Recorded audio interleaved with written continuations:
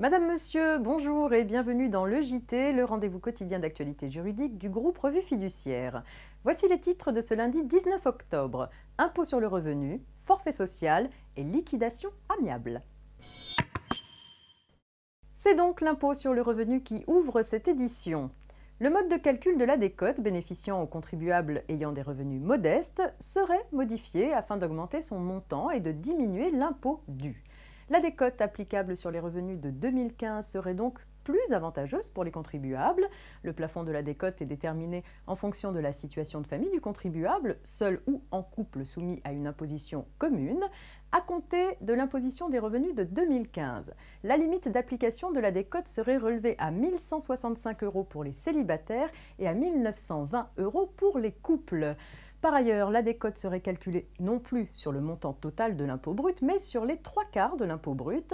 Ainsi, pour l'imposition des revenus de 2015, le montant de l'IR serait diminué dans la limite de son montant de la différence entre 1 165 € et les 3/4 de cet impôt brut pour les contribuables célibataires, divorcés ou veufs, et 1 920 € et les 3/4 de cet impôt brut pour les contribuables soumis à imposition commune.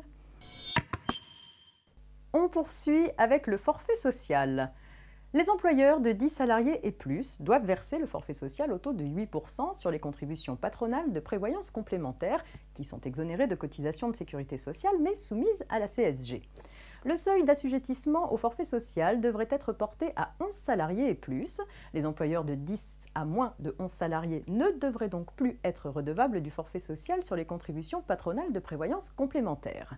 Par ailleurs, les employeurs qui atteindraient ou franchiraient le seuil de 11 salariés au titre de 2016, 2017 ou 2018 resteraient exonérés de forfait social sur la prévoyance pendant 3 ans. Une petite histoire de liquidation amiable pour terminer. L'Assemblée générale des actionnaires d'une société commerciale a décidé de sa liquidation amiable et désigné un liquidateur pour procéder aux opérations de liquidation. Suite à la défaillance du liquidateur dans l'établissement et la présentation des comptes annuels de la société, les actionnaires minoritaires l'assignent en révocation pour le non-respect de ses obligations. Les juges ont rejeté leur demande de révocation pour un motif de procédure. Selon eux, le liquidateur ne peut pas être révoqué tant que les actionnaires minoritaires n'ont pas demandé au préalable au juge des référés de le contraindre sous astreinte à remplir les obligations mises à sa charge. Or, en l'espèce, la procédure d'injonction devant le juge des référés n'a pas été suivie.